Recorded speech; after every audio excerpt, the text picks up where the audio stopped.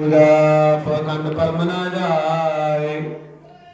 अंतरुक सुध माया मुद के जो हस्ती छार उड़ाए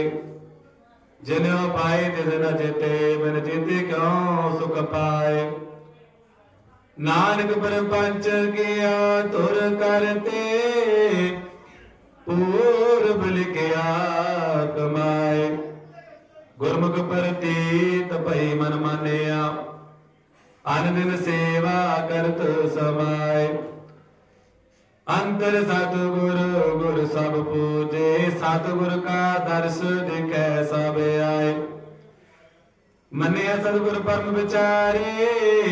मिलिया देना भुख सब जाए ओ सदा सदा बलिहारी गुर अपने जो प्रभ सच्चा दे मिलाए नानक कर पाया तिन सच्चा